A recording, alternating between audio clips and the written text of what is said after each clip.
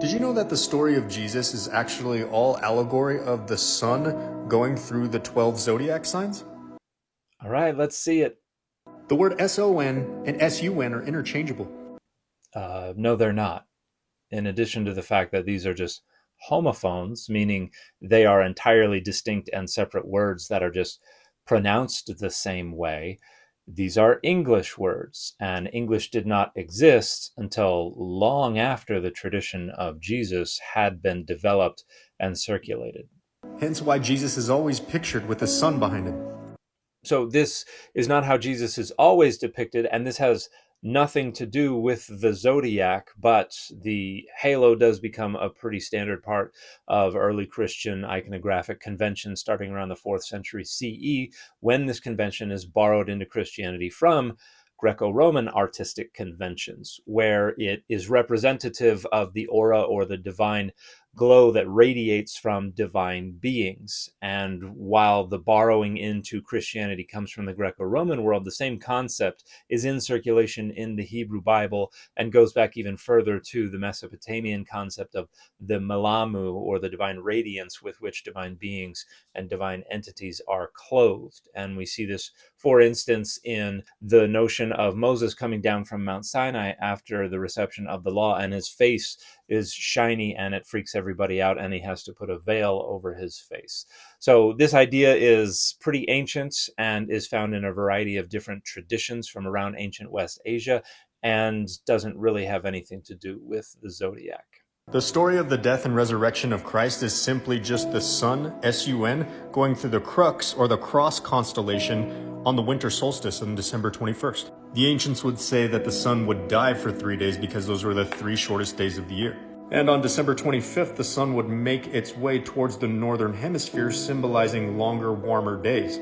And the ancients would refer to this as the rebirth of the sun.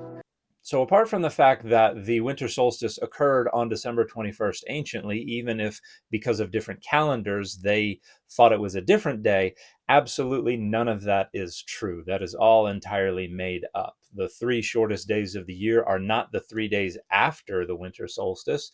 They're the winter solstice and the day before and the day after. And in that calendar, there's no significance to December 25th. There was no death and resurrection concept in this time period, and there was no sun passing through the Southern Cross, not only because the sun is nowhere near the Southern Cross in December, anywhere in, around, or near Jerusalem in the 1st century CE, but the Southern Cross was not even recognized as an independent constellation, much less identified as a cross, until around the year 1500 CE.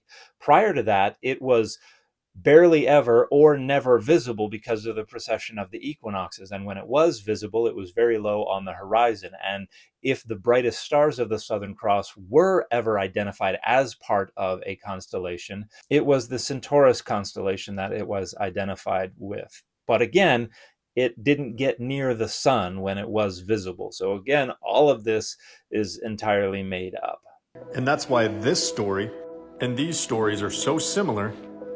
Those stories are not similar. That chart is entirely made up. It was popularized by the 2007 movie Zeitgeist, but the information was taken from some books published in the 90s that were about how the Jesus story was this great conspiracy theory. But none of that stuff is true. None of those figures was born on December 25th, except maybe Mithras, because they were associated with the observation of the winter solstice in the Roman Empire on December 25th, at least as near as we can tell, starting in the late 3rd century CE. But that's really the only connection to December 25th. None of them were born a virgin, although obviously the author meant born of a virgin. None of them were dead for 3 days and then resurrected, although the author should have spelled the word resurrected correctly. The only other things that are remotely accurate are that some of them had disciples. None of them had 12 disciples, though, and that some of them did miracles, because that's what divine figures in the ancient world did. But again, this is all entirely made up. So therefore, most major religions are all allegory of sun worship. No, they're not. And this is where astrotheology stems from. While astrotheology certainly comes from traditions, that are about sun worship. It does not come from the idiotic conspiracy theory that all major religions are allegories about sun worship. As above, so below. So that little couplet comes from the Hermetic and the Esoteric traditions that descend from the Latin translation of the earlier Arabic text that we now know as the Emerald Tablet, which was probably composed somewhere between the 6th and the 8th centuries CE.